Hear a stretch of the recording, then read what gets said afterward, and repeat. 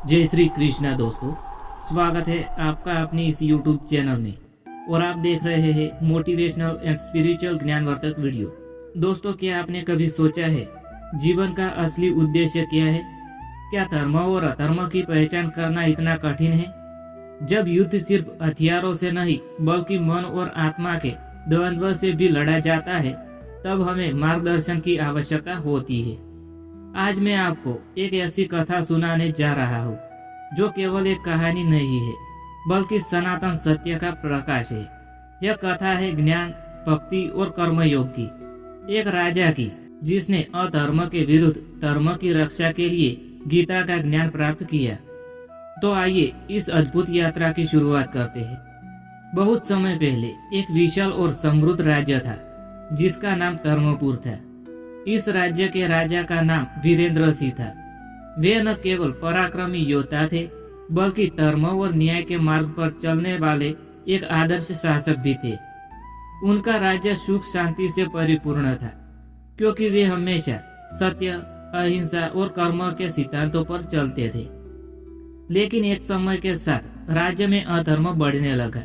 स्वार्थ, लालच और अन्याय की जड़ें गहरी होने लगी। राजा के दरबार में कुछ लालची मंत्री आ गए जो राजकोष को लूटते हैं और जनता पर अत्याचार करते थे।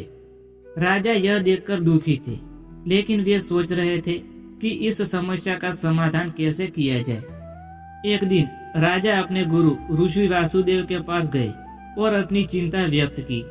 ऋषि वासुदेव अत्यंत ज्ञानी थे और उन्हें वेदों और शास्त्रों का गहरा ज्ञान प्राप्त था।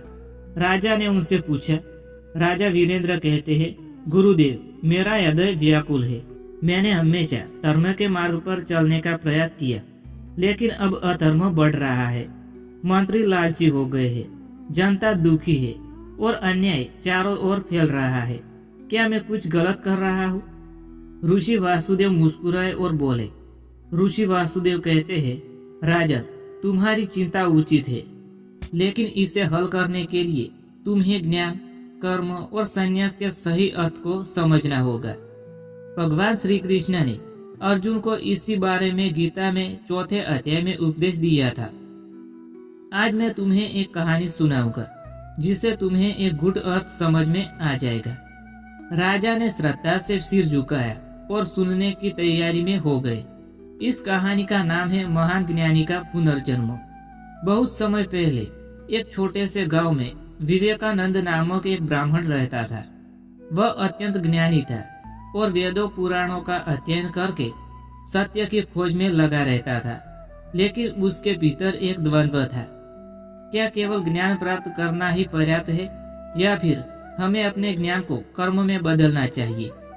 इस प्रश्न का उत्तर खोजने के लिए विवेकानंद ने हिमालय की यात्रा की और वहां एक महान ऋषि महादेवाचार्य के पास पहुंचा। विवेकानंद कहते हैं, गुरुदेव, क्या केवल ज्ञान प्राप्त करना मोक्ष का मार्ग है या हमें कर्म भी करना चाहिए? ऋषि महादेवाचार्य ने उत्तर दिया। महादेवाचार्य कहते हैं, वत्स, ज्ञान और कर्म एक दूसरे के विरुद्ध नहीं है।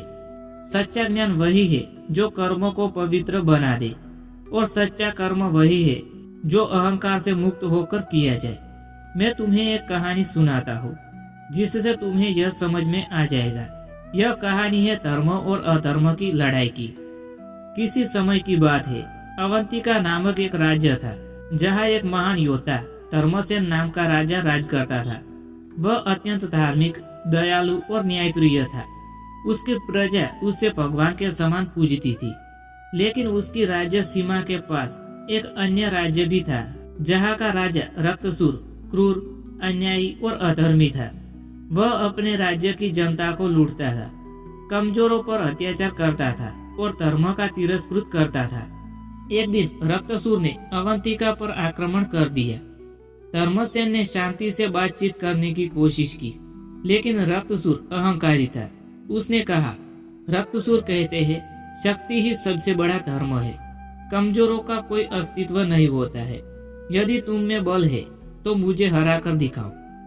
धर्मसेन को अहिंसा का पालन करना सिखाया गया था, लेकिन वह धर्म की रक्षा के लिए युद्ध से पीछे नहीं हट सकता था।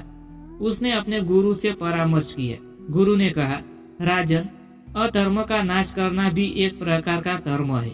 जब जब अधर्म बढ़ता है तब तब भगवान स्वयं अवतरित होकर धर्म की स्थापना करते हैं, जैसे श्री कृष्ण ने अर्जुन को गीता में सिखाया था।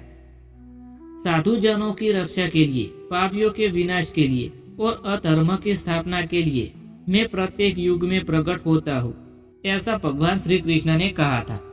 इसका अर्थ है कि जब जब अधर्म हद से बढ़ जाता है तो धर्म की रक्षा के लिए कर्म करना आवश्यक हो जाता है। धर्म की स्थापना। धर्मसेन ने यह सुनकर युद्ध करने का निर्णय कर लिया।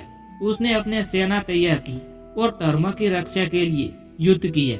यह युद्ध केवल भूमि के लिए नहीं था, बल्कि न्याय और अन्याय के बीच था। युद्ध में धर्मसेन ने रक्तसूर को हराया और अपने राज्य में पुनः शांति स्थापित की। इसके बाद इन्होंने अपने राज्य में शिक्षा, न्याय और आध्यात्मिकता को बढ़ावा दिया। इस कथा से विवेकानंद को समझ में आ गया कि सिर्फ ज्ञान प्राप्त करना पर्याप्त नहीं है जब तक वह सही कर्म में परिवर्तित न हो। अधर्म का विनाश भी एक कर्तव्य है। यदि वह समाज को नष्ट कर रहा हो तो सच्चा संन्यास त्याग में नहीं, बल्कि अहंकार रहित कर्म में है। राजा वीरेंद्र सिंह ने यह कथा सुनी तो उन्होंने गीता के चौथे अध्याय का वास्तविक संदेश को समझ लिया। इन्होंने निर्णय लिया कि वे केवल आदर्शवादी सोच में नहीं रहेंगे, बल्कि अधर्म के खिलाफ उचित कदम उठाएंगे। उन्होंने भ्रष्ट मंत्रियों को दरबार से निकाल दिया, न्यायपालिका को सशक्त किया और अपने राज्य में धार्मिक और नैतिक शिक्षा को बढ़ावा दिया। धीरे धीरे राज्य में पुनः धर्म की स्थापना हुई और प्रजा सुखी हो गई। ऋषि वासुदेव ने प्रसन्न होकर कहा, राजन, यही गीता का सार है। ज्ञान प्राप्त करो, उसे कर्म में उतारो और निष्काम भाव से धर्म की रक्षा करो। दोस्तों, इस अध्याय से हमें 4 शिक्षाएं मिलती है। भगवान समय समय पर अवतार लेते हैं। जब भी धर्म को हानि होती है, भगवान स्वयं या अपने माध्यम से धर्म की पुनः स्थापना करते हैं। दूसरी शिक्षा है ज्ञान और कर्म का संतुलन। केवल ज्ञान प्राप्त करना ही पर्याप्त नहीं है, उसे सही कर्म में बदलना आवश्यक है। तीसरी शिक्षा है अधर्म का नाश करना भी धर्म है। यदि अन्याय बढ़ रहा हो तो उसके खिलाफ खड़ा होना भी एक कर्तव्य है। चौथी शिक्षा है सच्चा संन्यास त्याग में नहीं है, बल्कि निष्काम कर्म में है। जो व्यक्ति फल की इच्छा के बिना कर्म करता है वही सच्चा सन्यासी है। इस कहानी के माध्यम से हमने जाना कि गीता का चौथा अध्याय हमें ज्ञान, कर्म और संन्यास का सही अर्थ समझाता है। यदि हम जीवन में इन सिद्धांतों को अपनाएं तो हमारा जीवन सफल और सार्थक बन सकता है।